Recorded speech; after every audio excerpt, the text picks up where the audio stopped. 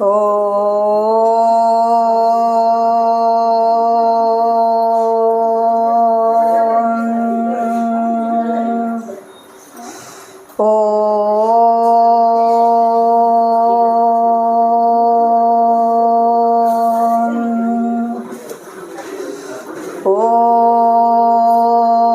ഗുരവേ സർവലോകാനാം വിഷജേ ഭവരോഗിണാം നിധയേ സർവവിദ്യാനാം ദക്ഷിണാമൂർത്തയേ നമഃ. ശിവം ശിവകരം ശാന്തം ശിവാത്മാനം ശിവോത്തമം ശിവമാർഗപ്രണേതാരം പ്രണതോസ്മി സദാ ശിവം. ഭൂതനാഥ സദാനന്ദ സർവഭൂതദയാപരാ രക്ഷ രക്ഷ മഹാബാഹോ ശാസ്ത്രേ തുഭ്യം നമോ നമഃ. ഓം ഗംഗണപതയേ നമഃ. ഓം സരസ്വത്യേ നമഃ. കൃഷ്ണം നാരായണം വന്ദേ കൃഷ്ണം വന്ദേ വ്രജപ്രിയം കൃഷ്ണം ദ്വൈപായനം വന്ദേ കൃഷ്ണം വന്ദേ പൃഥാസുതം. എല്ലാവർക്കും നമസ്കാരം. ദശാവതാരം ചന്ദനം ചാർത്തൽ. 10 ദിവസം നിങ്ങളെല്ലാവരും ഭക്തിസാന്ദ്രമായ ഈ അന്തരീക്ഷത്തില് ഓരോ ദിവസവും ഓരോ അവതാരത്തിന്റെ ചന്ദനം ചാർത്ത് കണ്ടിട്ട് സന്തോഷമായിട്ട് ഭക്തി നിറഞ്ഞിരിക്കുന്ന ഒരു അന്തരീക്ഷം. ഇതുവരെ ഇവിടെ നാരായണീയായിരുന്നു അല്ലെ? ആദ്യത്തെ ദിവസത്തെ ആചാര്യൻ ഭാഗവതം പറഞ്ഞു, പിന്നെ നാരായണീയം പറഞ്ഞു. ഇപ്പൊ എന്താ പറയാ? ഭാഗവതവും നാരായണീയവും പറഞ്ഞ കൃഷ്ണന്റെ എല്ലാ കഥയും പറഞ്ഞു. പക്ഷെ ഇന്നാണ് എന്ത്? കൃഷ്ണന്റെ ചന്ദനം ചാർത്ത്. എന്താണ് ഈ ചന്ദനം ചാർത്ത്? അത് നമുക്ക് ആദ്യം ഒന്ന് ആലോചിക്കാം. ചന്ദനം എന്ന് പറഞ്ഞാൽ നമ്മുടെ അമ്പലത്തില് പൂജാതി കർമ്മങ്ങളെല്ലാം നടത്താൻ ഉപയോഗിക്കുന്നത് നമ്മുടെ ശരീരം ഉണ്ടാക്കിയിരിക്കുന്ന ആ പഞ്ചഭൂതങ്ങൾക്ക് അടിസ്ഥാനമായ വസ്തുക്കളാണ്. എന്തൊക്കെയാ പഞ്ചഭൂതങ്ങൾ എന്ന് പറയുന്നത്? ആകാശം, വായു, അഗ്നി, ജലം, മണ്ണ്. ഭൂമി, ജലം, അഗ്നി, വായു, ആകാശം. ഇങ്ങനെ പഞ്ചഭൂതങ്ങളാൽ നിർമ്മിതമായ നമ്മുടെ ശരീരം ശരിക്കും ഈ 5 എണ്ണം എന്താ? നിർജീവ, ശക്തിയില്ല, ജീവനില്ല. അതിൽ ആത്മാവ്, ഈശ്വരന്റെ ചൈതന്യം വരുമ്പോൾ നമുക്ക് ജീവൻ ഉണ്ടാകുന്നു. അപ്പോൾ അതിനെ വെച്ചുകൊണ്ട് നമ്മൾ എന്ത് ചെയ്യുന്നു? ഇവിടെ പൂജ നടത്തുന്നു. ഈ പഞ്ചഭൂതങ്ങളിൽ ഭൂമിയെ പ്രതിനിധീകരിക്കുന്നതാണ് ചന്ദനം എന്ന് പറയുന്നത്.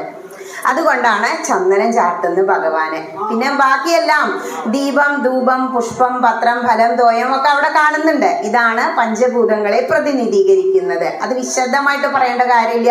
ഇപ്പോൾ നമ്മൾ ആദ്യം പറഞ്ഞു എന്താണ്? ഭൂമിയെ പ്രതിനിധീകരിക്കുന്നത് ചന്ദനമാണെങ്കിൽ ജലം, കിണ്ടിവെള്ളം വെക്കുന്നത് നമ്മൾ കാണുന്നു.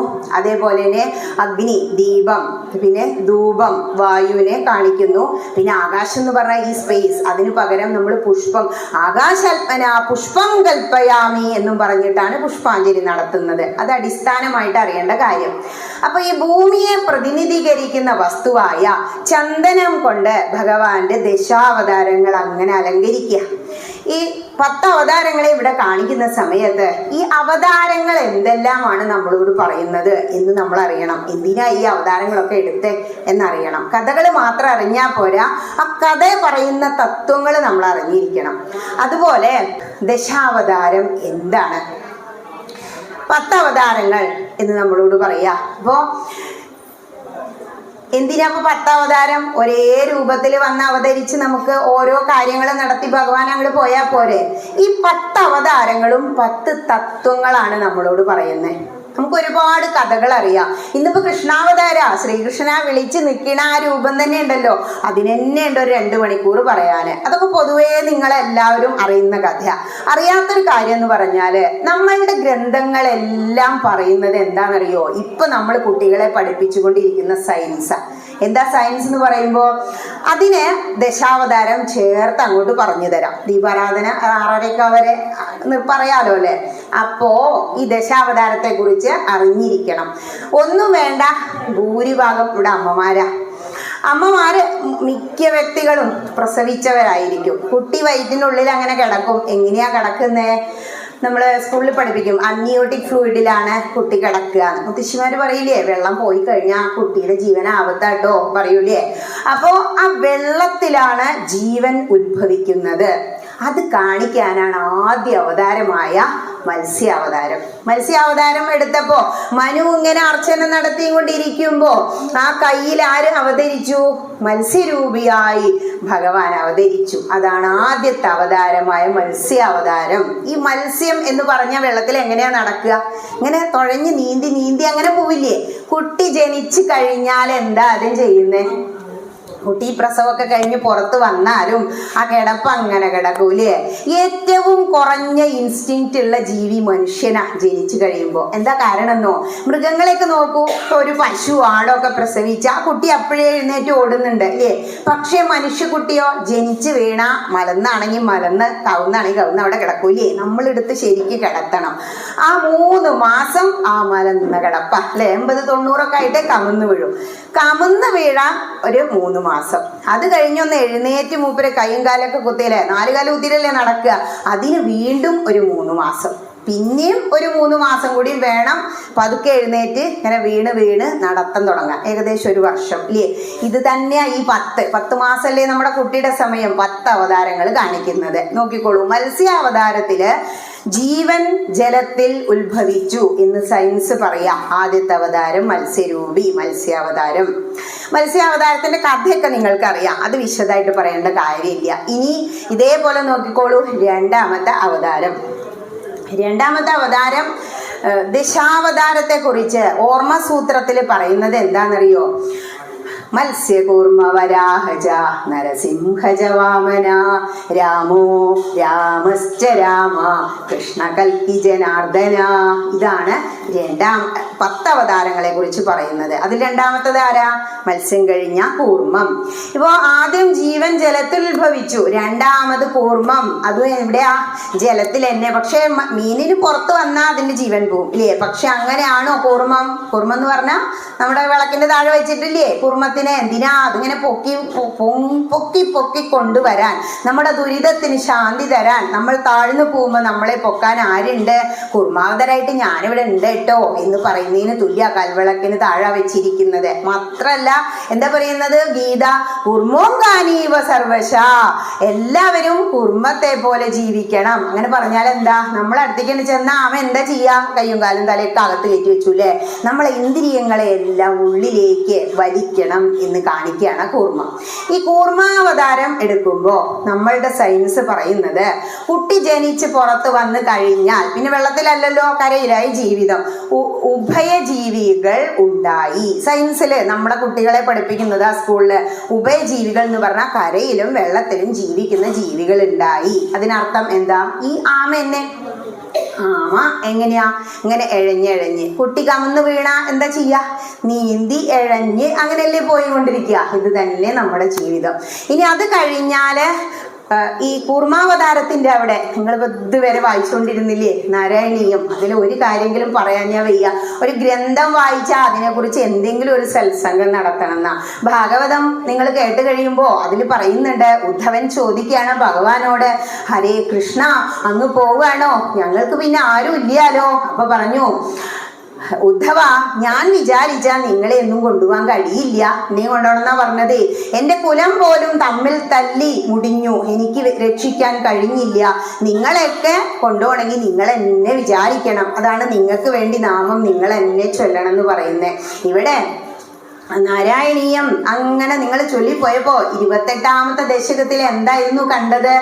അതില് കൂർമാവതാരം കാണുന്നുണ്ട് ഇല്ലേ. കൂർമാവതാര സമയത്ത് പാലാഴി മദനവും നിങ്ങൾക്ക് അവിടെ കാണാം. 3-4 അവതാരങ്ങൾ ഒന്നിച്ചാണ് അവിടെ കാണുന്നത്. അതിൽ ഒരു അവതാരമാണ് എന്ത്? ധന്വന്തരിയുടെ അവതാരം. ഇവിടെ എന്താ ആദ്യത്തെ ശ്ലോകം തന്നെ പറയുന്നത്? ഗരളം തരളാനലം പുരസ്താൽ ജലദേരുദ്ധിജകാള കാളകൂടം അമരസ്തുതിവാദമോദ നിഗ്നോ.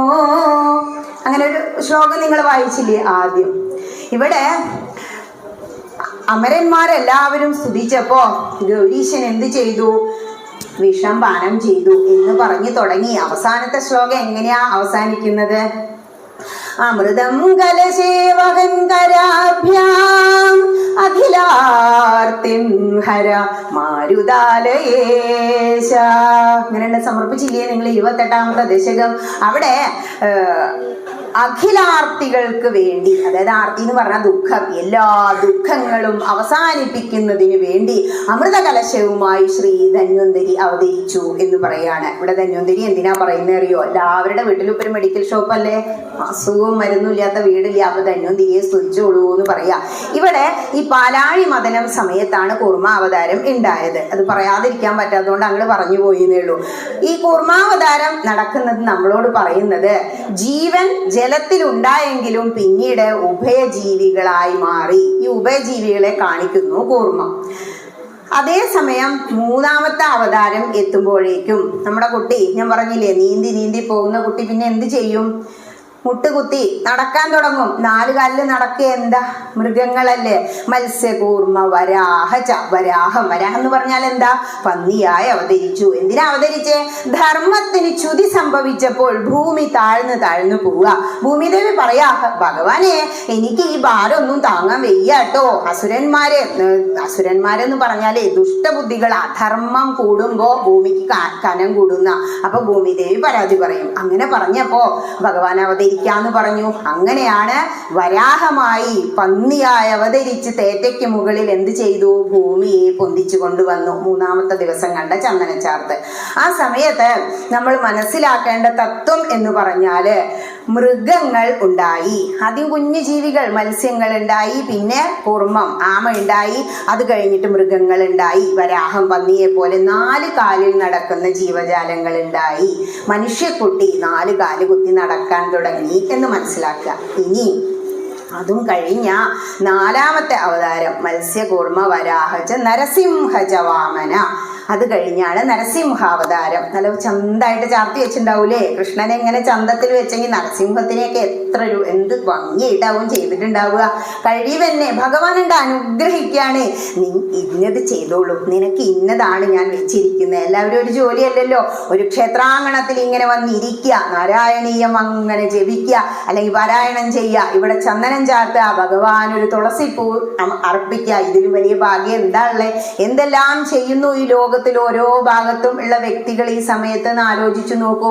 നമ്മളുടെ ഒരു ഭാഗ്യല്ലേ ഒരു ക്ഷേത്ര നടയിൽ സർവം മറന്ന് ഒരു സത്സംഗവും കേട്ട് അങ്ങനെ ഇരിക്കുക. ഉദ്ധവനോട് പറയാ, നിങ്ങൾ ദാനധർമ്മം ചെയ്തോളൂ, തപസ് ചെയ്തോളൂ, യാഗം ചെയ്തോളൂ, വേദം പഠിച്ചോളൂ, പക്ഷേ കണ്ടു കിട്ടില്ല കേട്ടോ. എന്നെ കിട്ടണമെങ്കിൽ സത്സംഗം ഉണ്ടാവണം.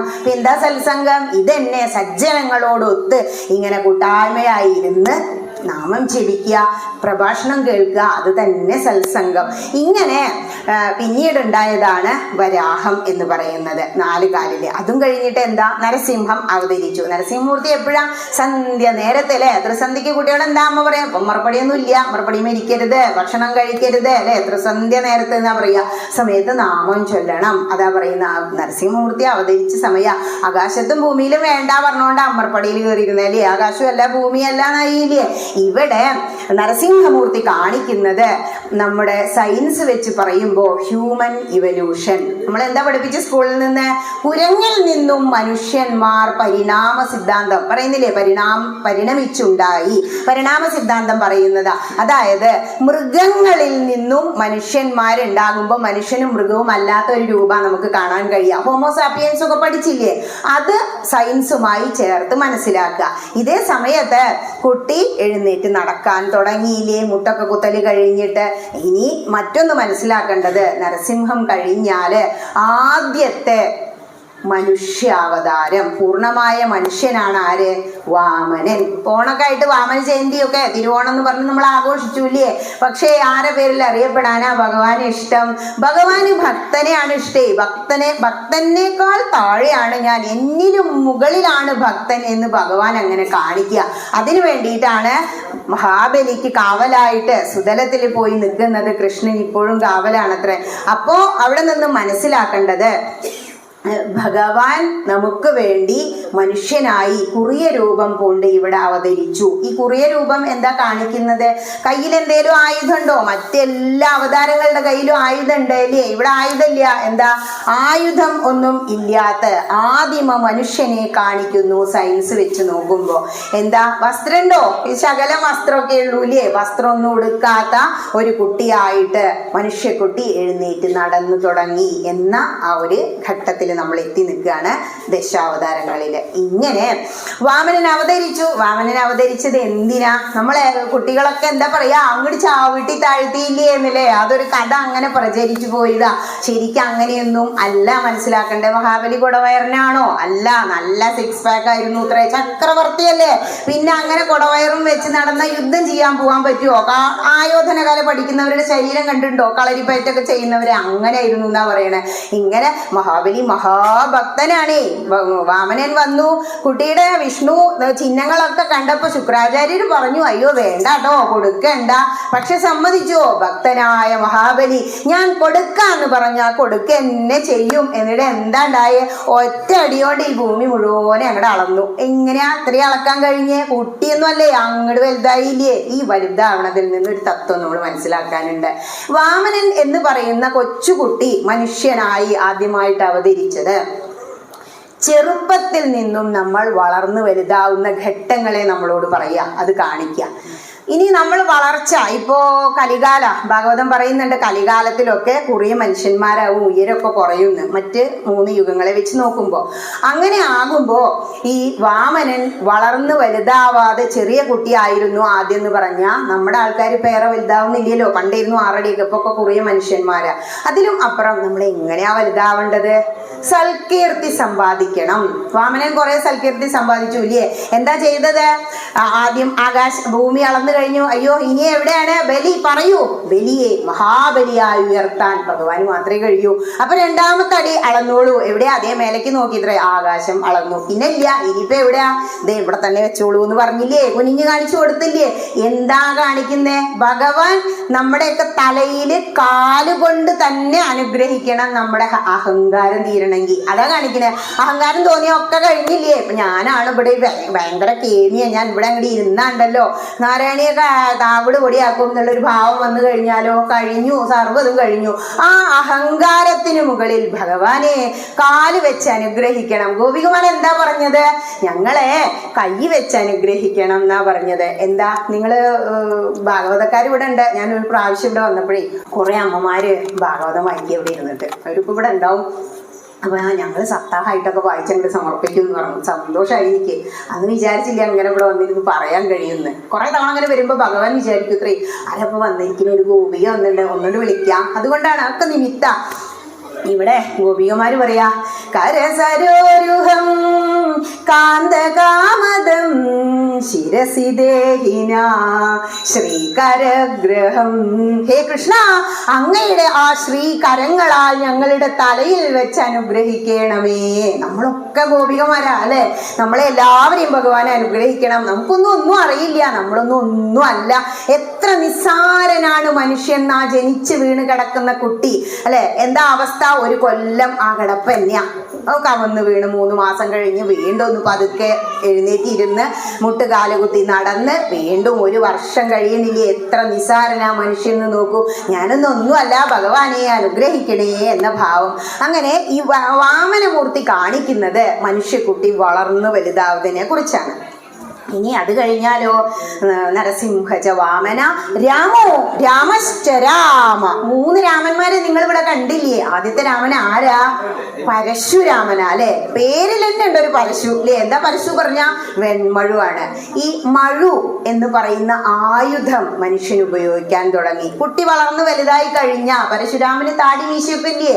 ചെക്കനാട് വലുതായി കഴിഞ്ഞ എന്തായി? ശബ്ദമൊക്കെ മാറി, താടി മീശയൊക്കെ വന്നൂല്ലേ? കുട്ടി വലുതാകുന്ന രൂപം. യുവാവായി മാറുന്ന രൂപം സയൻസ് നമ്മളോട് പറയാ. പരശുരാമന്റെ അവതാരം.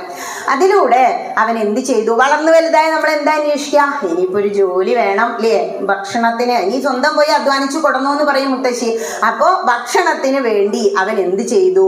അധ്വാനിക്കാൻ തുടങ്ങി. അവൻ എന്ത് ഉപയോഗിച്ചു? ആയുധങ്ങൾ ഉപയോഗിച്ചു. വാമനമൂർത്തി ആയുധം ഉപയോഗിച്ചില്ല പറഞ്ഞു. പക്ഷേ ഇവിടെ പരശുരാമൻ കയ്യിൽ ആരാ കൊടുത്തത്? മഹാദേവനാണ് പരശു കൊടുത്തത്. അതുകൊണ്ടാണ് അതുവരെ വെറും രാമന. രാമോ രാമശ്ച രാമ. ഇവിടെ വെൺമഴു ഏന്തിയ പരശുരാമൻ, കയ്യിൽ പരശുണ്ട്. അത് കാണിക്കുന്നത് സ്കൂളിൽ നമ്മളെ കുട്ടികളെ പഠിപ്പിച്ചില്ലേ? മനുഷ്യൻ വികാസം പ്രാപിച്ചു വന്നപ്പോൾ അവൻ എന്തു തുടങ്ങി? ആയുധങ്ങൾ ഉപയോഗിക്കാൻ തുടങ്ങി. അതാണ് ആദ്യം കാണിക്കുന്ന ലോഹയുഗവും അതിനു മുമ്പൊന്നും കാണിക്കുന്നുണ്ടല്ലോ. ഈ രണ്ട് യുഗങ്ങളെ കുറിച്ചാണ് പറയുന്നത്. അതായത് കല്ല്, കൂർത്തുമൂർത്ത എല്ലിൻ കഷ്ണങ്ങളൊക്കെ ഉപയോഗിച്ച് അവൻ എന്ത് ചെയ്തു? ആയുധങ്ങൾ ഉപയോഗിച്ച് വേട്ടയാടാൻ തുടങ്ങി. നമ്മൾ ഹിസ്റ്ററിയിൽ പഠിച്ചിട്ടില്ലേ? ആ സയൻസ് തന്നെ ഈ ദശാവതാരം പറയുന്നത്. ഇനി അതും കഴിഞ്ഞ പരശുരാമന്റെ അവതാരത്തിനും ശേഷം കാണുന്ന രാമനാണ് ആര്? ശ്രീരാമൻ. ശ്രീരാമചന്ദ്രനെ കുറിച്ച് ഒന്നും പറയണ്ട. അപ്പൊ എല്ലാവരും കർക്കിടക മാസം അടച്ചു വെച്ചിട്ടേ ഉള്ളൂ രാമായണല്ലേ. ശ്രീരാമചന്ദ്രൻ പൂർണ്ണാവതാരം തന്നെ എന്നാ പറയുന്നത്. രാമനാമം മാത്രം ചൊല്ലിയാ മതി. എന്താ പറയുന്നത് മഹാദേവൻ? ശ്രീരാമ രാമ രാമേതി രമേ രാമേ മനോരമേ സഹസ്രനാമ തത്തുല്യം രാമനാമ വരാനനേ. എന്താ എപ്പോഴും ഇങ്ങനെ ജപിച്ചുകൊണ്ടിരിക്കണേ മഹാദേവ? ചോദിച്ചപ്പോൾ എങ്ങനെ രാമനാമം ജപിക്കുകയാണ്. അത്രയും പവിത്രമാണ് രാമനാമം. ഈ ശ്രീരാമചന്ദ്രന്റെ കയ്യിൽ എന്താ ഉള്ളത്? അമ്പും വില്ലും. അതെന്താ? ലോഹയുഗത്തിലേക്ക് വന്നു ഇല്ലേ? നമ്മൾ ലോഹങ്ങൾ ഉപയോഗിച്ചു തുടങ്ങി എന്ന് കാണിക്കുക. മനുഷ്യന്റെ പരിണാമത്തെ കുറിച്ച് പറയാണ്. ഇങ്ങനെ അമ്പും വില്ലൊക്കെ ഉപയോഗിച്ച് മനുഷ്യൻ വേട്ടയാടി മൃഗങ്ങളെ ഭക്ഷിച്ചു തുടങ്ങിയ കാലഘട്ടത്തെ കുറിച്ച് ശ്രീരാമചന്ദ്രൻ കാണിക്കുന്നു. അതേ സമയത്ത് അടുത്ത അവതാരം ഒരു രാമനും കൂടി ഉണ്ട്. അതാരാ? ബലരാമൻ. പേരിൽ തന്നെ എന്തുണ്ട്? ബലം ഉണ്ട്. ശരീരം നല്ല ബലമുള്ള വ്യക്തിയായിരുന്നു ഇത്ര ബലരാമൻ. തടിച്ച് കൊഴുത്ത് നല്ല ആരോഗ്യമുള്ള ശരീരം. ഈ ബലരാമൻ കൃഷി ചെയ്യുമായിരുന്നു. കൃഷി ചെയ്യുന്ന വ്യക്തികളെ ശ്രദ്ധിച്ചിട്ടുണ്ടോ? അവർ കിളയ്ക്കും. ഒന്നും വേണ്ട, ഈ തെങ്ങ് കയറുന്ന വ്യക്തികളെ നിങ്ങൾ നോക്കിയിട്ടുണ്ടോ? നല്ല സിക്സ് പാക്ക് ആവും. കാരണം എന്താ? അവരുടെ എക്സസൈസ് ആണത്. കയറി ഇറങ്ങി വരുമ്പോഴേക്ക് വേർത്തിട്ട് അവിടെ നിൽക്കാൻ വയ്യ. അത്രയും നല്ല എക്സസൈസ് അവർ ചെയ്തുകൊണ്ടിരിക്കണേ. ഇപ്പൊ ഒക്കെ ജിമ്മിൽ പോയാൽ മൗണ്ടെയിൻ ക്ലൈംബിംഗ് പറഞ്ഞ് ചെയ്യിപ്പിക്കുന്നില്ലേ? അതന്നെ സാധനം. ഈ ബലരാമന്റെ ശരീരം നല്ല ഒത്ത ശരീരം, കിളച്ച് മറിച്ച് ഭൂമിയിൽ കൃഷി ചെയ്യാൻ പറ്റുന്ന ശരീരം. ഇതിൽ നിന്ന് എന്താ മനസ്സിലാക്കണ്ടേന്നോ? മനുഷ്യൻ കൃഷി ചെയ്യാൻ തുടങ്ങി. മാത്രല്ല ബലരാമന്റെ കയ്യിൽ എന്താ ഉള്ളത് ആയുധമായിട്ട്? കലപ്പയല്ലേ. കലപ്പ എന്തിനാ ഉപയോഗിക്കാം? കൃഷി ചെയ്യാനല്ലേ. കൃഷി ചെയ്യാൻ ഉപയോഗിക്കുന്ന ഈ കലപ്പയുമായി അവതരിച്ച് ഈ ലോകത്ത് മുഴുവൻ കൃഷി ചെയ്ത് എങ്ങനെ ധാന്യങ്ങൾ ഉൽപ്പാദിപ്പിക്കാം എന്ന് കാണിച്ചു കൊടുക്കുക. ഇതേ സമയം നമ്മൾ മനസ്സിലാക്കേണ്ടത്, ബലരാമൻ ഇപ്പോ നിങ്ങളുടെ ഭാഗവത സമയത്ത് നിങ്ങൾ മനസ്സിലാക്കി കാണും, വെള്ളമില്ലാതെ ക്ഷാമം വന്നൂത്രേ കൃഷി ചെയ്യാൻ. ആ സമയത്ത് കാളിന്തിയെ കലപ്പ കൊണ്ട് കീറി, ദേഷ്യം വരും പെട്ടെന്ന് ബലരാമന്. ദേഷ്യം വന്നിട്ടേ ചാല് കീറിയിട്ട് കൃഷിസ്ഥലത്തേക്ക് കൊണ്ടുവന്നു. അത്രയും ശക്തിയുള്ള വ്യക്തിയായിരുന്നു അദ്ദേഹം. ഇങ്ങനെ ഈ കലപ്പ ഉപയോഗിച്ചു എന്ന് പറഞ്ഞാൽ മനുഷ്യൻ കൃഷി തുടങ്ങി എന്ന് മനസ്സിലാക്കുക. ഇനി ബലരാമന്റെ കൂടെ തന്നെ ഒരാളും കൂടി ഉണ്ടല്ലോ അല്ലെ, ബ്ലാക്ക് ആൻഡ് വൈറ്റ് അല്ലേ, ഒരു കറുത്ത കുട്ടിയും ഒരു വെളുത്ത കുട്ടിയും. ആ കറുത്ത കുട്ടിയാണ് ഇന്നിവിടെ ആ ചന്ദനം ചാർത്തായിട്ട് ഇരിക്കുന്നത്. അതാരാ? ശ്രീകൃഷ്ണൻ. കൃഷ്ണം എന്ന് പറഞ്ഞാൽ തന്നെ എന്താ? ആകർഷണം ഉള്ളത്. കറുത്തതാണെങ്കിലും വളരെ ആകർഷണം ഉണ്ടായിരുന്നു. കൃഷ്ണനെ കുറിച്ച് പറഞ്ഞാല് എത്ര തവണ പറഞ്ഞാലും നമ്മൾ അങ്ങനെ ലയിച്ചിരിക്കും. ആ കറുത്ത കുട്ടിയാണ് ശ്രീകൃഷ്ണനായിട്ട് അങ്ങോട്ട് ആ കാരാഗ്രഹത്തിൽ അവതരിച്ചത്. ജനിച്ചത് കാരാഗ്രഹത്തിലാ. അതിനു മുമ്പ് ഒരു കാരാഗ്രഹം, അമ്മയുടെ വയറ്റിന്റെ ഉള്ളിൽ ഒരു കാരാഗ്രഹം അല്ലെ, ഞെങ്ങി ഞെരുങ്ങി വെളിച്ചൊന്നുമില്ലാതെ കിടക്കില്ലേ അതിനുള്ളില്. രണ്ടു തരത്തില് കാരാഗ്രഹത്തിലായിരുന്നു അത്രേ. അങ്ങനെ കൃഷ്ണൻ അങ്ങോട്ട് അവതരിക്കുക. കൃഷ്ണൻ തമൽബുധം ബാലകമംബുജേക്ഷണം എന്ന് പറഞ്ഞിട്ട് അങ്ങോട്ട് പറയും ഭാഗവതം. ഇങ്ങനെ കൃഷ്ണൻ അവതരിച്ചു. കൃഷ്ണൻ എന്താ ചെയ്തത്? ജനിച്ചു കുറച്ചു കാലമൊക്കെ ശകടാസുരനെ ഇവരൊക്കെ വധിക്കുന്നു കാണുന്നുണ്ട്. എഴുന്നേറ്റ് നടക്കൽ തുടങ്ങിയതും കുട്ടിക്ക് ആരാ കൂട്ട്? ഗോപബാലന്മാരോടാ. അതുകൊണ്ട് തന്നെ നമ്മൾ ഭഗവാനെ എന്താ വിളിക്കുക? ഗോപാല എന്ന് വിളിക്കൂലേ? ഗോപബാലനായിരുന്നു. കാരണം എല്ലാ പശുക്കുട്ടികളെയും മൂപ്പർക്ക് നല്ല ഇഷ്ടം. പശുവിനെ നോക്കലാ സന്തോഷമായ പണി. നമ്മുടെ കുട്ടികളൊന്നും പറഞ്ഞു നോക്കൂ, പശുവിനെ എന്നാട് അയച്ചുകിട്ടോ, അയ്യോ എനിക്ക് പേടിയാന്ന് പറയൂലേ? ഹൈന്ദവനായി ജനിച്ചു കഴിഞ്ഞാൽ പശു പരിപാലനം ചെയ്യണം. പശുവിന്റെ മഹത്വം മഹാഭാരതം പറയുന്നുണ്ട്. ഗോമൂത്രവും ചാണകവും എങ്ങനെ പരിശുദ്ധമായി. അത്തം മിറ്റം പൂവിടണമെങ്കിൽ എന്ത് വേണം? ചാണകം മെഴുകണം. ചാണകം മഹാലക്ഷ്മിയാ. മഹാഭാരതം കഥയിൽ അത് വിസ്തരിച്ച് പറയുന്നുണ്ട്. ലക്ഷ്മി ദേവി വന്നു ഇത്രേ ഭൂമിയിലെ എല്ലാ പശുക്കളും ഇങ്ങനെ നിൽക്കുക. ആലയത്തിൽ കൂടെ ഇങ്ങനെ നടന്നപ്പോ ചോദിക്കുക, ആരാ അപ്പോ ഇത്രയും ഭംഗിയുള്ള ഒരു സ്ത്രീ ഇതിലേ നടക്കുന്നേ? അപ്പൊ പറഞ്ഞു, ഞാൻ ലക്ഷ്മി ഭഗവതിയാണ്. ലക്ഷ്മി ഭഗവതിയാണോ? എന്താ ഇപ്പൊ ഇങ്ങോട്ട് വന്നിരിക്കണേ? അതോ ചില സമയത്തൊക്കെ ഞാൻ ഭൂമിയിൽ വരും. ഇന്ന് നിങ്ങൾ പശുക്കളെ അങ്ങോട്ട് അനുഗ്രഹിക്കാന്ന് കരുതി വന്നതാ. അപ്പൊ എന്താ ചോദിക്കുന്നതെന്നറിയോ? ലക്ഷ്മി ഇല്ലെങ്കിൽ, ഐശ്വര്യം ഇല്ലെങ്കിൽ നിങ്ങളെ ഭൂമിയിലെ മനുഷ്യന്മാർ ആരും വകവെക്കില്ല. അതുകൊണ്ട് ഞാൻ നിങ്ങളിലേക്ക് ആവാഹിച്ച് കുടിയിരിക്കാം. അപ്പൊ പശുക്കളൊക്കെ ഒരു സമ്മേളനം കൂടി. അയ്യോ ഞങ്ങൾ അല്ലെങ്കിൽ തന്നെ ശ്രീ ഐശ്വര്യം ഉള്ളവരാ, വേണ്ട. അയ്യോ വേണ്ടാന്ന് പറയരുത്. അതാണ് ലക്ഷ്മിയുടെ പ്രത്യേകത. ഈ പാലാഴി മദനം സമയത്ത് ലക്ഷ്മി ഭഗവതി പൊങ്ങി വന്നില്ലേ കടഞ്ഞോണ്ടിരിക്കുമ്പോ? അപ്പൊ എല്ലാവരും എന്റെ മേലിട്ടോളൂ, എന്റെ കഴുത്തിലിട്ടോളൂ പറഞ്ഞു. ഭഗവാൻ തിരിഞ്ഞു നിന്നു അത്രേ, ഭഗവാന്റെ കഴുത്ത് കൊണ്ടിട്ടു. അതുപോലെ അരുത് പറയണ്ട, എന്നെ സ്വീകരിച്ചോളൂ, എങ്കിലേ മനുഷ്യന്മാര് നിങ്ങളെ വകവെക്കൂ എന്ന് പറഞ്ഞു. അങ്ങനെ എന്ത് ചെയ്തു? എന്നാ പിന്നെ നമുക്ക് എന്ത് ചെയ്യാം? അവരുടെ എല്ലാ ഭാഗത്തും ഐശ്വര്യം ഉണ്ട്. എവിടെ ഇല്ലാത്തുള്ളൂ? അവരുടെ മലമൂത്ര വിസർജനം ചെയ്യുന്ന അവയവങ്ങളില്. എങ്കിൽ അവിടെ വസിക്കാൻ പറ്റുമോ? ശരി, ലക്ഷ്മി ഭഗവതി അവിടെ വസിച്ചു. അതുകൊണ്ടാണ് ചാണകവും ഗോമൂത്രവും പരിശുദ്ധമാകുന്നത്. ഇതൊക്കെ നമ്മൾ അറിയണം, അറിഞ്ഞ് ആരാധിക്കണം. അറിഞ്ഞ് ആരാധിച്ചാലേ നമുക്ക് എന്ത് ചെയ്യാൻ പറ്റുള്ളൂ? അങ്ങോട്ട് മോക്ഷം എന്ന് പറയുന്ന ഒരവസ്ഥയിലേക്ക് എത്താൻ പറ്റുള്ളൂ. എന്താ മോക്ഷം എന്ന് പറഞ്ഞാല്? മോഹക്ഷയം ആണ് മോക്ഷം. എല്ലാ മോഹങ്ങളും ഇല്ലാതെയാ. പിന്നെന്താ? ഞാൻ റെഡിയാണ് കേട്ടോ, കൊണ്ടേക്കോളൂ പറഞ്ഞില്ലേ പരീക്ഷത്തെ? അതുപോലെ പറഞ്ഞിരിക്കാൻ കഴിയും. ഇവിടെ കൃഷ്ണൻ ഗോപാലനായി നമ്മുടെ മുന്നിൽ അവതരിക്കുന്നത് സയൻസ് എന്താ പറയുന്നത് എന്നറിയോ? സയൻസ് പറയാണ്, മനുഷ്യൻ മൃഗങ്ങളെ ഇണക്കി വളർത്താൻ തുടങ്ങി. കറക്റ്റ് അല്ലേ? പഠിച്ചില്ലേ? മനുഷ്യൻ മൃഗങ്ങളെ, നായനാണ് ആദ്യം എന്നൊക്കെ പറയുന്നു, എങ്കിലും കൃഷി ചെയ്യേണ്ട വ്യക്തി എന്ത് ചെയ്തു? പശു, എരുമ അങ്ങനെയുള്ള ജീവജാലങ്ങളെ ഇണക്കി വളർത്താൻ തുടങ്ങി. ഇനി നാളെ നിങ്ങൾ ഇവിടെ കാണാൻ പോകുന്ന ദശാവതാരം എന്താ?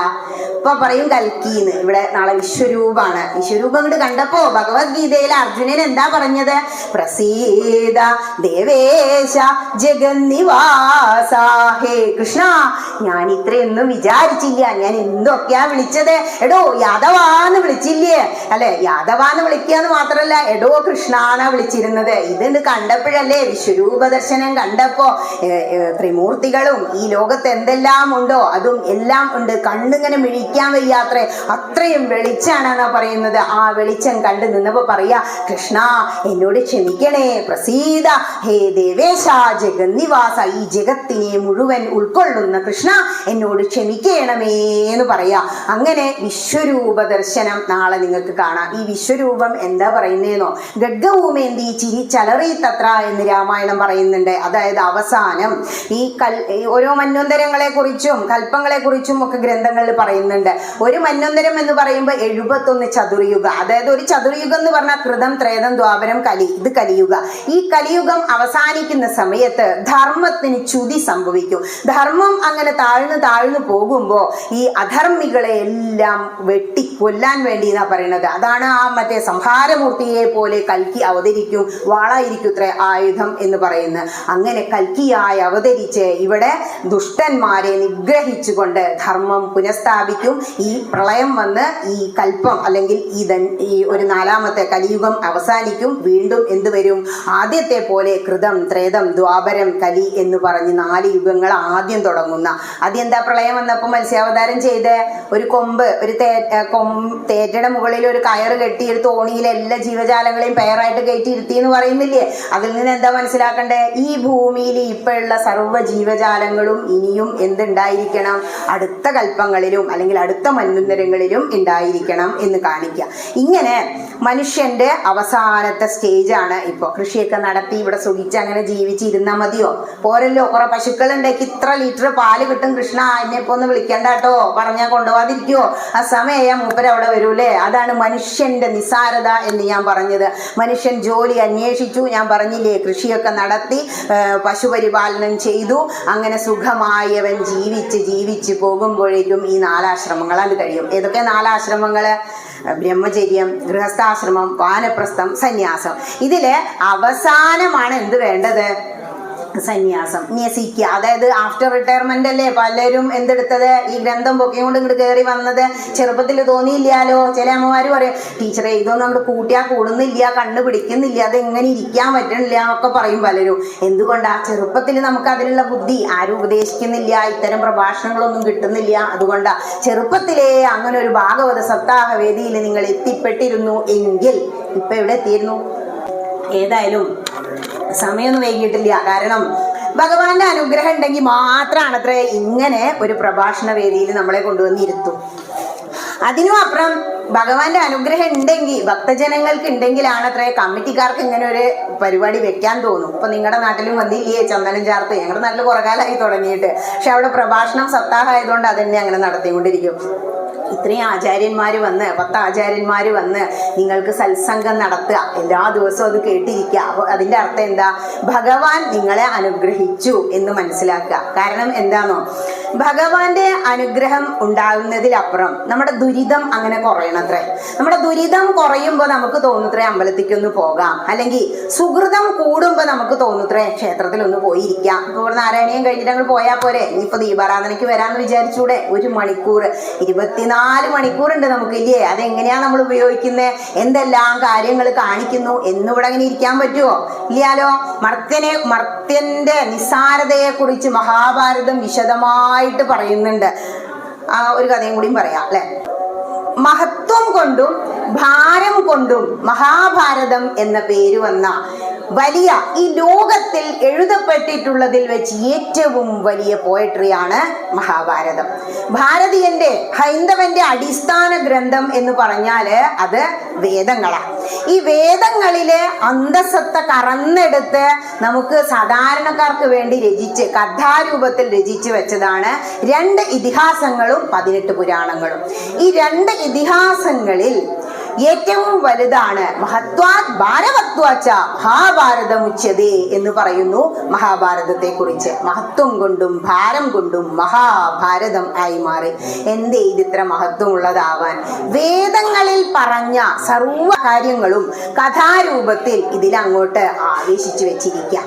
അതായത് മഹാഭാരതത്തിൽ കാണാത്തതൊന്നും ഈ ലോകത്തിൽ നമുക്ക് കാണാൻ കഴിയില്ല. ചക്രവർത്തിമാരെ കാണാം, രാജാക്കന്മാരെ കാണാം, കുശാഗ്ര ബുദ്ധിക്കാരെ കാണാം, കുനിട്ടുള്ളവരെ കാണാം, അല്ലെ, പോരുള്ളവരെ കാണാം, എല്ലാവരും അതിലുണ്ട്. ഈ ഗ്രന്ഥത്തിൽ കാണുന്ന വലിയ ധർമ്മത്തിന് പ്രാധാന്യം കൊടുത്ത വലിയ 3 കഥാപാത്രങ്ങളെ കുറിച്ച് ഞാൻ ചെറുതായിട്ടൊന്ന് പറയാം. അതായത് കൂടുതൽ അമ്മമാരല്ലേ, അമ്മയെ കുറിച്ച് എന്നെ പറയാം. ഇതിൽ ധർമ്മത്തിന് വേണ്ടി മാത്രം ജീവിച്ച, അസംതൃപ്തി ഒരിക്കലും ജീവിതത്തിൽ പ്രകടിപ്പിക്കാത്ത ഒരു സ്ത്രീ രത്നം ഉണ്ട്. അതാണ് കുന്തി മാതാവ്. കുന്തി സ്തുതി ഇല്ലേ ഭാഗവതം എടുത്തു വെച്ചാല് എന്താ കൃഷ്ണനോട് പറഞ്ഞത്? കൃഷ്ണ, എനിക്ക് ദുരിതങ്ങൾ തരണേ. നമ്മ കൃഷ്ണൻ ചോദിച്ചത് എന്താ അമ്മേ അങ്ങനെ പറയണേ? അപ്പൊ പറയാണ്, അല്ലെങ്കിൽ ഞാൻ കൃഷ്ണനെ മറക്കൂ കേട്ടോ, അല്ലെ, എല്ലാം കൊണ്ട് സുഖമുള്ളവരൊന്നും അങ്ങനെ പെട്ടെന്ന് ഇങ്ങോട്ട് വരില്ല. പിന്നെ വലിച്ച് ഏതേലും ICU കിടന്ന് ഗജേന്ദ്രൻ ഇല്ലേ മുതല പിടിച്ചില്ലേ, എവിടൊക്കെയാ പിടിച്ച് കയ്യുമേം കാലുമേ, നമ്മളവിടെ ആശുപത്രിക്ക് ICU തന്നെയാണ് ഈ ഗജേന്ദ്ര മോക്ഷേ, ഇല്ലേ, കൈമയും കാലുമയൊക്കെ തൂങ്ങലടങ്ങും മുതല പോലെ. അങ്ങോട്ട് മനസ്സിലാക്കിയാൽ മതി. ഇവിടെ വന്നിരുന്നാലോ ആ 4 വലിയ ഒരു വരിയൊക്കെ ഭഗവാനോട് കുറയ്ക്കൂത്രേ. അപ്പൊ അനായാസേന മരണം കിട്ടുന്ന. ഇവിടെ ധർമ്മത്തിനെ കുറിച്ച് പറയുമ്പോൾ കുന്തി മാതാവ്, കുന്തി എന്താ സ്തുതിച്ച്? കൃഷ്ണായ വാസുദേവായ ദേവകീ നന്ദനായ ച നന്ദഗോപകുമാരായ ഗോവിന്ദായ നമോ നമ. ഹേ കൃഷ്ണ നമസ്കാരം എന്ന് പറയാം. വിസ്തരിക്കാൻ സമയമില്ലാത്തത് കൊണ്ടാട്ടോ. ഇവിടെ ധർമ്മത്തിന് വേണ്ടി കുന്തി മാതാവ് എന്തെല്ലാം ചെയ്തു. ചെറിയ കുട്ടിയാകുമ്പോ കുന്തി മാതാവ് ആരെയാ പരിപാലിച്ചത്? ദുർവാസാവ് മഹർഷിയെ. ഏറ്റവും വലിയ ശുണ്ഠിക്കാരനാ ദുർവാസാവ്. ആ ദുർവാസാവ് മഹർഷി എന്ത് ചെയ്യാണ്? ഇവിടെ വന്നിട്ട് കൊട്ടാരത്തില് ഇവരെ പരീക്ഷിക്കാൻ വേണ്ടി വരികയാണ്. അങ്ങനെ കുന്തീനെ ഏൽപ്പിച്ചു, അച്ഛൻ നീ നന്നായി പരിപാലിക്കണം കേട്ടോ എന്ന് പറഞ്ഞു. അങ്ങനെ നന്നായി പരിപാലിച്ചു. എന്നിട്ട് എന്ത് ചെയ്തു? തൃപ്തനായി വരവും കൊടുത്തു പോയി. അങ്ങനെയാണ് കഞ്ഞി കൊണ്ടു കൊടുത്തു അത്രേ. കഞ്ഞി നല്ല ചൂടാ. അപ്പൊ എത്ര ചൂടാ, ദേഷ്യം വന്നു. അപ്പോഴേക്ക് കന്ന് കിടന്നിട്ട് പറഞ്ഞു അത്രേ കുന്തി, ദേ എന്റെ പുറത്ത് വെച്ച് ആറ്റിക്കോളൂന്ന്. മാംസം വെന്തു ഉരുകണ മണം വന്നിട്ടും എഴുന്നേറ്റില്ല എന്നാ. അതാണ് ക്ഷത്രിയ കുലത്തിന്റെ മഹിമ. ഇനി അതേപോലെ തന്നെ കുറച്ചും കൂടി വളർന്നു വലുതായി യൗവനം ആയ സമയത്ത് കുന്തി മാതാവ് കല്യാണം കഴിഞ്ഞു പോയി. കല്യാണം കഴിച്ചത് ആരെയാ? പാണ്ഡു മഹാരാജാവിനെയാ. ഈ പാണ്ഡു മഹാരാജാവ് ധർമ്മപത്നിയായി തന്നെ കൂടെ ജീവിച്ചു. രണ്ടാമതൊരു കല്യാണം കഴിച്ചു. പക്ഷെ എന്നിട്ടും സാപത്ന്യത്തിന്റെ ഇതൊന്നും കാണിക്കാതെ ധർമ്മബോധത്തോടു കൂടി രാജാവിന്റെ കൂടെ ജീവിച്ചു. അതിൽ 3 കുട്ടികൾ ഉണ്ടായി ഇല്ലേ?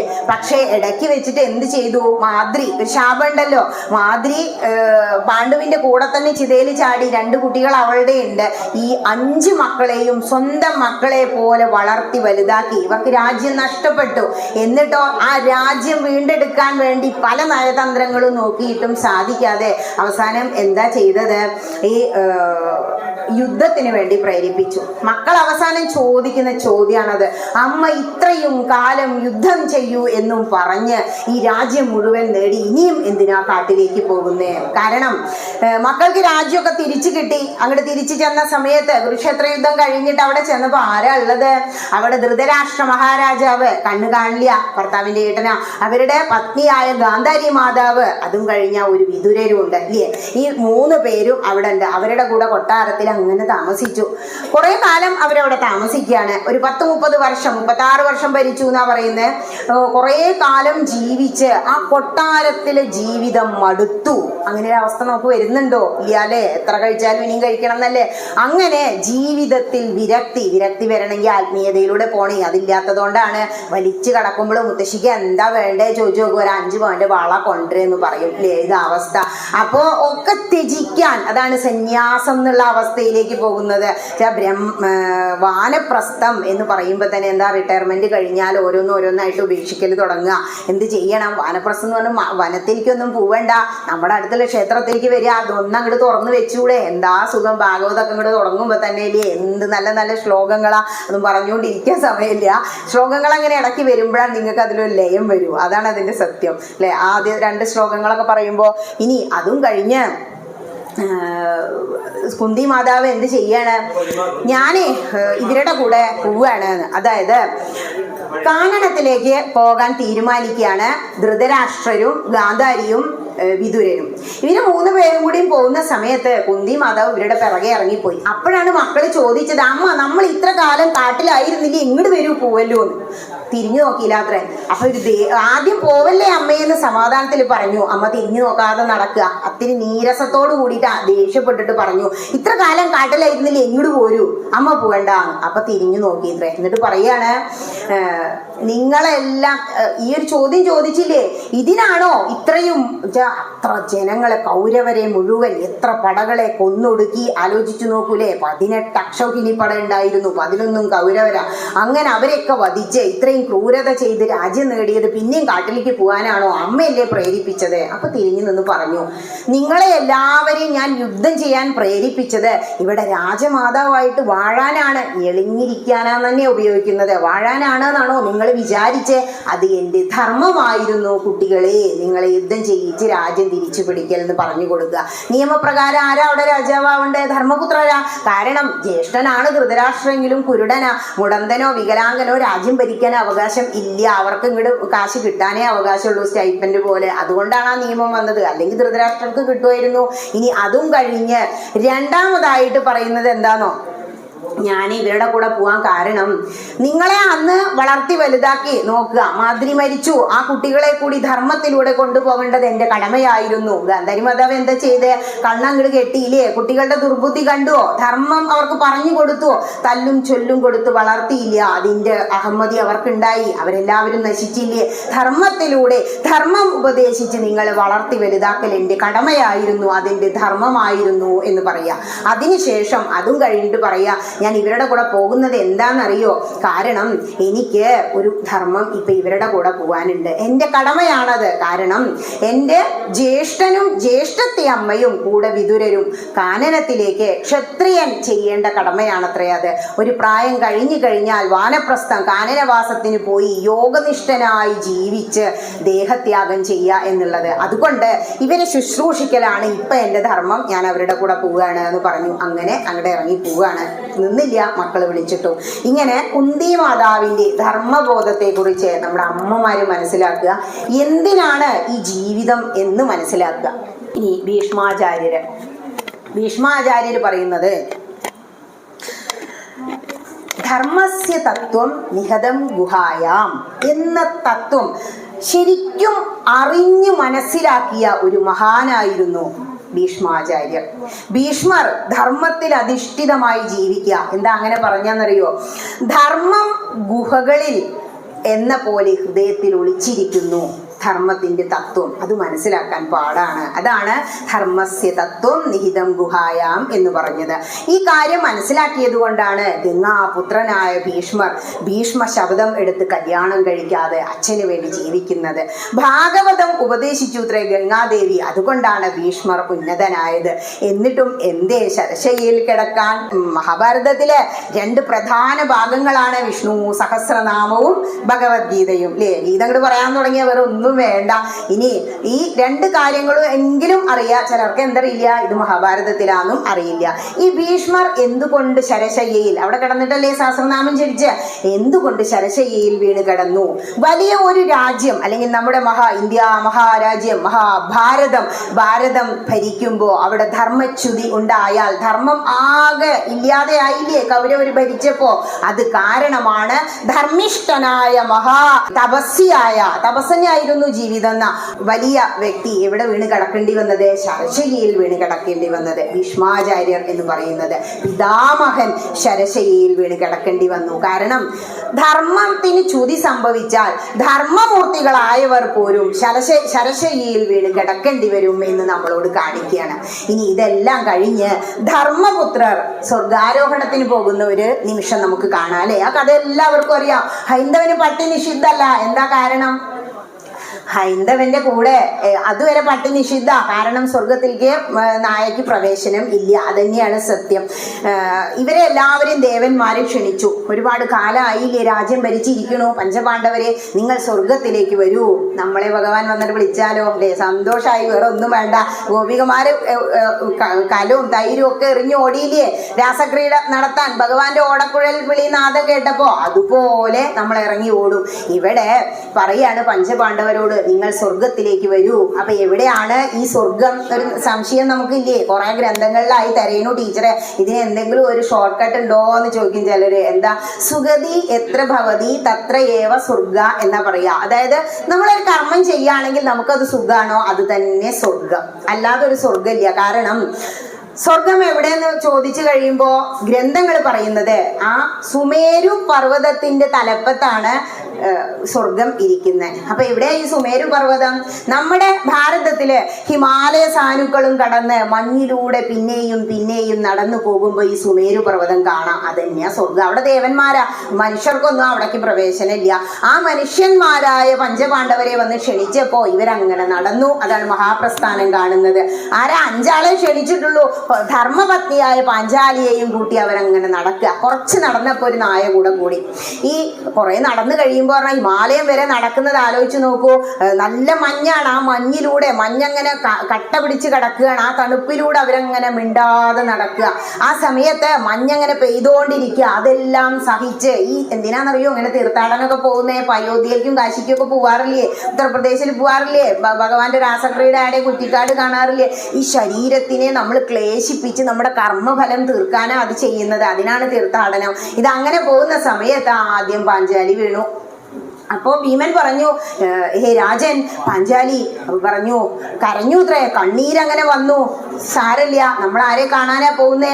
നമ്മൾ കൃഷ്ണനെ കാണാനാ പോകുന്നേ. അതുകൊണ്ട് തിരിഞ്ഞു നിൽക്കാൻ സമയമില്ല. ഹനുമാൻ എന്താ പറഞ്ഞേ? രാമചന്ദ്രന്റെ കാര്യത്തിന് പോകുമ്പോ എവിടെ നിൽക്കാൻ പറ്റില്ല, ഒരു നടക്കൂ എന്ന് പറഞ്ഞു കൊണ്ടുപോയി. കുറച്ച് സമയം കഴിഞ്ഞപ്പോൾ ആര് വീണു? സഹദേവൻ വീണു.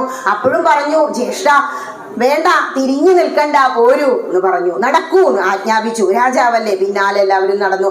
ഇങ്ങനെ 4 പേരും വീണു. സഹോദരങ്ങൾ പാഞ്ചാലിയും വീണു. അവസാനം ആര് മാത്രമായി? ധർമ്മപുത്രരും ഈ നായയും അങ്ങനെ നടന്ന് സുമേരു പർവ്വതത്തിന്റെ ആ കവാടത്തിൽ അങ്ങനെ എത്തി. ആ കവാടത്തിൽ എത്തിയപ്പോൾ ആര് വന്നു? രഥവുമായിട്ട് ദേവേന്ദ്രൻ വരികയാണ്. ഹേ ധർമ്മപുത്രരെ, കേറിക്കോളൂ. അപ്പൊ എന്താ, സ്വർഗത്തിൽ സാധാരണ മനുഷ്യന്റെ ശരീരമുള്ളവർക്കൊന്നും പ്രവേശനമില്ല. മർത്യൻ എന്ന് പറഞ്ഞാൽ മരണം ഉള്ളവൻ എന്നാണ് അർത്ഥം. മരിച്ച് ഈ ശരീരം പോണം. അപ്പോ എന്തുകൊണ്ടാണ് ഈ ശരീരത്തോടു കൂടി എന്നുള്ളത് സംശയമായി ധർമ്മപുത്രർക്ക്. മറ്റുള്ളവരൊക്കെ താഴെ വീണൂലോ. അപ്പൊ പറയാണ്, അങ്ങ് അത്രയും ഉന്നതനാണ്, ധർമ്മത്തിൽ അടിസ്ഥാനമായി ജീവിച്ചിരുന്ന വ്യക്തിയാണ്. അതുകൊണ്ട് അങ്ങേക്ക് മാത്രം സ്വർഗത്തിലേക്ക് ഉടലോടെ പ്രവേശനമുണ്ട്. ഈ തേരിൽ കയറിക്കോളൂ. അപ്പൊ തിരിഞ്ഞു നോക്കിയപ്പോ ഉണ്ട് അത്രേ ആ നായ അവിടെ അങ്ങനെ നിൽക്കണു. അപ്പൊ നായോട് പറഞ്ഞു അത്രേ, മകനെ നീ ആദ്യം കയറ്. അപ്പൊ ഇന്ദ്രന് ദേഷ്യം വന്നു. ഇന്ദ്രൻ, ഹൈ നായോ, എന്താ അങ്ങേക്ക് പ്രാന്തായോ എന്ന് ചോദിച്ചു അത്രേ. അപ്പൊ എന്താ അങ്ങനെ ചോദിച്ചേ? സ്വർഗത്തിൽ നായക്കൊന്നും പ്രവേശനമില്ല, നാഗം നായക്ക് പറഞ്ഞതല്ല എന്നാ പറയുന്നത്. അപ്പൊ എന്തുകൊണ്ടാ?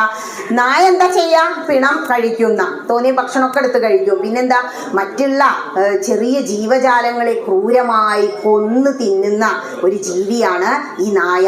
പാപം ഇങ്ങോട്ട് വാങ്ങി വെച്ച് ജീവിതം കഴിച്ച ഒരു ജീവനാണ്. അതിനെയൊന്നും ഒരിക്കലും കയറ്റാൻ പറ്റില്ല. അങ്ങേക്ക് പ്രാന്തായോ എന്ന് ചോദിച്ചു. അപ്പൊ പറയാ, എന്നാ പിന്നെ ഞാനില്ല, സ്വർഗത്തേക്ക് വരണ്ട. അതെന്താ? എൻ്റെ ഭാര്യയും സഹോദരങ്ങളും എല്ലാം എന്നെ പിരിഞ്ഞു പോയപ്പോ എൻ്റെ കൂടെ വന്നത് ഈ നായാണ് എനിക്ക് കൂട്ടായിട്ട്. അത് എന്നെ വിശ്വസിച്ച് എൻ്റെ കൂടെ വന്നതാ. അതിനെ ഞാൻ ഒരിക്കലും എന്ത് ചെയ്യില്ല, ഉപേക്ഷിക്കില്ല എന്ന് പറഞ്ഞു. അപ്പോ ആകെ കൺഫ്യൂഷൻ ആയില്ലേ, അങ്ങോട്ടും ഇങ്ങോട്ടും ഇല്ലാതെ. എങ്കിലൊരു വ്യവസ്ഥ വെക്കാം. അങ്ങ് ഒരുപാട് പുണ്യങ്ങൾ ചെയ്തിട്ടുണ്ട്, അതുകൊണ്ടല്ലേ സ്വർഗത്തിലേക്ക് വരാന്ന് പറഞ്ഞത്. ഈ നായാണെങ്കിൽ ഒരുപാട് പാപങ്ങളും ചെയ്തിട്ടുണ്ട്. അതുകൊണ്ട് എന്ത് ചെയ്യാം, അങ്ങ് ചെയ്ത പുണ്യങ്ങൾക്ക് പകരമായിട്ട് ഈ നായയെ ഇങ്ങോട്ട് കയറ്റാം. ആരെ? ധർമ്മപുത്രരോട് നരകത്തിലേക്ക് പോയിക്കോളാൻ പറഞ്ഞു. സമ്മതാണോ? ഒറ്റ പറച്ചില്ല, സമ്മതമാണ്. ഇത് കേട്ടതും ഈ നായ എന്തായി മാറി? യഥാർത്ഥത്തിൽ ആരായിരുന്നു? ധർമ്മരാജാവ് തന്നെയാണ്. അപ്പൊ ധർമ്മരാജാവിന്റെ രൂപം കാണിച്ചിട്ട് പറയാണ്, നിങ്ങൾക്ക് അക്ഷയ സുഖങ്ങൾ ലഭിക്കാൻ മാത്രം ഉള്ള പുണ്യുണ്ട്. കാരണം അവനവന് വെച്ച് നീട്ടിയ സ്വർഗം വേണ്ടാന്ന് പറയുന്ന ഒരു മർത്യൻ ഈ ഭൂമിയിൽ ഉണ്ടാവില്ല. മാത്രമല്ല, ഒരു നായയുടെ ജീവന് വേണ്ടി, ഒരു നായയുടെ സുഖത്തിന് വേണ്ടി സ്വർഗം ഉപേക്ഷിക്കാൻ തയ്യാറാകുന്ന ഒരു വ്യക്തി നമ്മുടെ ഇടയിൽ ഉണ്ടാവില്ല. അല്ലെ? സ്വർഗത്തിലേക്ക് പോകാൻ പോരൂ എന്ന് പറഞ്ഞ ദേവേന്ദ്രൻ വന്നാൽ നമ്മൾ നായനെ കൊണ്ടുപോകണം പറയോ? അപ്പൊ അന്നെ കൊണ്ടുപോവാ, നായ കൊണ്ടുപോവാ, നായെ കയറ്റിക്കോ പറഞ്ഞാൽ ആയിക്കോട്ടെ പകരം കൊണ്ടുപോയിക്കോളൂ പറയോ? പറയില്ല മനുഷ്യൻ. അങ്ങനെ പറയുന്ന ഒരു മനുഷ്യൻ അങ്ങ് തന്നെ ഉള്ളൂ എന്ന് പറഞ്ഞു. എന്നിട്ട് എന്ത് ചെയ്തു? ധർമ്മരാജനും ദേവേന്ദ്രനും ഈ ധർമ്മപുത്രനും കൂടി രഥത്തിലേറി നേരെ സുമേരു പർവ്വതത്തിന്റെ മുകളിൽ സ്വർഗത്തിലേക്ക് യാത്രയായി. സ്വർഗത്തിൽ ചെന്നു ആകാശഗംഗയിൽ അങ്ങോട്ട് സ്നാനം ചെയ്തു. ആദ്യം പറഞ്ഞു സ്വർഗത്തിലേക്ക് കയറൂ എന്ന് പറഞ്ഞപ്പോഴേ വേണ്ട, എൻ്റെ സഹോദരങ്ങളും ഭാര്യയും ഒന്നും അനുഭവിക്കാത്ത സ്വർഗം എനിക്ക് വേണ്ട. അപ്പൊ പറയാണ് ഇന്ദ്രൻ, അവരൊക്കെ ആദ്യം ഇവിടെ എത്തിയിട്ടുണ്ട്, സ്വർഗത്തിലേക്ക് ഉടലോടെ വരാൻ പറ്റാത്തതുകൊണ്ട് അവരൊക്കെ ദേഹം ഉപേക്ഷിച്ച് വന്നേ ഉള്ളൂ. അപ്പോഴാണ് കയറാൻ സമ്മതിച്ച നായ തടസ്സം നിന്ന്. ഇനി അങ്ങനെ ചെന്നപ്പോൾ അത്ര ആകാശഗംഗയിൽ കുളിച്ച് ചെന്നപ്പോ ആ സഹോദരങ്ങളും എല്ലാവരും അവിടെ ആനന്ദത്തോടു കൂടി, പത്നിയും എല്ലാം അങ്ങനെ അവർ സാനന്ദം വാണു എന്ന് പറഞ്ഞിട്ടാണ് മഹാഭാരതം എന്ന മഹത്തായ ആ പോയട്രി അവസാനിപ്പിക്കുന്നത്, സമർപ്പിക്കുന്നത്. ഇതിൽ നിന്നും നമ്മൾ എന്ത് തത്വം മനസ്സിലാക്കേണ്ടത്? ഒരുപാട് കഥകളുടെ കൂമ്പാരാണ്. എല്ലാ കഥകളിലും നമ്മുടെ ജീവിതത്തിലേക്ക് ആവശ്യമായ തത്വങ്ങൾ അങ്ങനെ നിറച്ചു വെച്ചിരിക്കുക. നമ്മുടെയൊക്കെ വിചാരം സ്വർഗത്തിൽ പോയാൽ സുഖിച്ചവിടെ ഇരിക്കാന്നല്ലേ. പക്ഷേ ഈ സ്വർഗം നമ്മൾ ചെയ്ത പുണ്യം തീരുമ്പോൾ നമ്മളെ തള്ളി കീഴ്പ്പെട്ടന്നെ ഇടും. പിന്നെയും ജനിച്ച് ഇവിടെ വരണം. എങ്ങനെയാ ജനിച്ചു വരുന്നതിന്? ലൈഫ് സർക്കിളിനെ കുറിച്ചൊക്കെ സയൻസ് പറയുന്ന അതേപോലെ നമ്മുടെ ഗ്രന്ഥങ്ങളും പറയുന്നുണ്ട്, ഭാഗവതവും പറയുന്നുണ്ട്, രാമായണവും പറയുന്നുണ്ട്. എന്താ രാമായണത്തിൽ പറയുന്നത്? വിഷ്ണു സ്മരണവും ചെയ്തുകൊണ്ടീര ഞാൻ കൃഷ്ണ കൃഷ്ണേതി ജപിച്ചേലൊരിക്കലും. ഹേ കൃഷ്ണ, ഞാൻ മനുഷ്യനായി ജനിച്ചിട്ട് കഴിഞ്ഞ ജന്മങ്ങളിൽ ഒരു നിമിഷം പോലും അങ്ങയെ സ്മരിച്ചില്ലാലോ, അങ്ങയുടെ നാമം ജപിച്ചില്ലാലോ. അതുകൊണ്ടല്ലേ വീണ്ടും വീണ്ടും ഇവിടെ ജനിച്ചു വരേണ്ടി വരണേ. അതുകൊണ്ട് ഇനി സ്വർഗവും വേണ്ട നരകവും വേണ്ട, എന്തേ വേണ്ടൂ? മോക്ഷം മാത്രം മതി. എന്താ? മോഹക്ഷയം ഉണ്ടാവുക, ഒക്കെ നേടി ഇനി എനിക്ക് ഒന്നും വേണ്ട എന്നുള്ള അവസ്ഥയിലേക്ക് നമ്മുടെ മനസ്സിനെ പക്വമാക്കുക. പരീക്ഷിത്ത് മഹാരാജാവ് എന്താ പറഞ്ഞത്? വടക്കോട്ട് തിരിഞ്ഞിരുന്നിട്ട് പറയാണത്രേ, ശ്രീ സുഖബ്രഹ്മർഷി, ഞാനിപ്പോ മരിക്കാൻ തയ്യാറാ. എൻ്റെ മനസ്സിനെ, ആത്മാവിനെ കൃഷ്ണനിൽ വെച്ചുകൊണ്ട് ഈ ശരീരം വിടാൻ ഞാൻ തയ്യാറായിരിക്കുന്നു. എനിക്കിനി ജീവിക്കേണ്ട. അങ്ങനെ ഒരവസ്ഥയിലേക്ക് നമ്മുടെ മനസ്സിനെ നമുക്ക് ഉയർത്തണം. ആ ഉയർത്താൻ വേണ്ടി ഭഗവാൻ എല്ലാവരെയും അനുഗ്രഹിക്കട്ടെ. തസ്മാൽ സർവേഷു കാലേഷു എന്നാ പറയുന്നത്, എല്ലാ സമയത്തും ഈശ്വര സ്മരണയോടുകൂടി ജീവിച്ചാൽ നമുക്കും ഭഗവാന്റെ കൂടെ അങ്ങനെ വൈകുണ്ഠത്തിൽ കഴിയാം എന്നും പറഞ്ഞാണ് ഇന്നത്തെ പ്രഭാഷണം ഞാൻ സമർപ്പിക്കുന്നത്. ഇത്ര നേരം പറഞ്ഞാൽ എന്തെങ്കിലും സംശയമുണ്ടോ? ഏതെങ്കിലും വിട്ടുപോയിട്ടുണ്ടോ? ചോദിക്കാനും സമയമില്ല അല്ലേ? ദീപാരാധനയായി തുടങ്ങി. സമർപ്പിക്കട്ടെ. ഇതൊരു ജ്ഞാനയജ്ഞാണ്. പണ്ട് കാലത്ത് വലിയ വലിയ യാഗങ്ങൾ, അശ്വമേധയാഗം, രാജസൂയൊക്കെ നടത്തിയില്ലേ? കഠിനമായ തപസ്. അതിന് തുല്യമാണ് ജ്ഞാനയജ്ഞം എന്ന. അതും ഒരു ക്ഷേത്രാങ്കണത്തിൽ ഇങ്ങനെ നടത്തി കഴിഞ്ഞാൽ 5 കാര്യങ്ങളാണ് ഒരു ക്ഷേത്രം ഉയർച്ചയിലേക്ക് പോകാൻ. അതിലാദ്യം വേണ്ടത് ആചാര്യനാണ്, ജ്ഞാനയജ്ഞങ്ങളാണ്. അതിനുവേണ്ടി ഭഗവാൻ ഇനിയും നിങ്ങളെ അനുഗ്രഹിക്കട്ടെ. ഈ കുഞ്ഞിയ ചെറിയ യജ്ഞം ഞാൻ ഭഗവാന്റെ പാതാരവിന്ദങ്ങളിൽ സമർപ്പിക്കുകയാണ്. ഹരേ നാരായണ. കായേന വാചാ മനസേന്ദ്രിയൈർവാ ബുദ്ധ്യാത്മനാ വാ പ്രകൃതിർസ്വഭാവാൽ കരോമി യദ്യത് സകലം പരസ്മൈ നാരായണായേതി സമർപ്പയാമി. നാരായണായേതി സമർപ്പയാമി. സർവം ജഗദംബികായേതി സമർപ്പയാമി. ഓം സ്വസ്തി പ്രജാഭ്യഃ പരിപാലയന്താം ന്യായേന മാർഗേണ മഹിം മഹീശ. ഗോബ്രാഹ്മണേഭ്യഃ ശുഭമസ്തു നിത്യം. ലോകാ സമസ്താ സുഖിനോ ഭവന്തു. ലോകാ സമസ്താ സുഖിനോ ഭവന്തു. സമസ്ത ലോകാ സുഖിനോ ഭവന്തു. ഓം ഹരി തത്സത്. ഹരേ കൃഷ്ണ.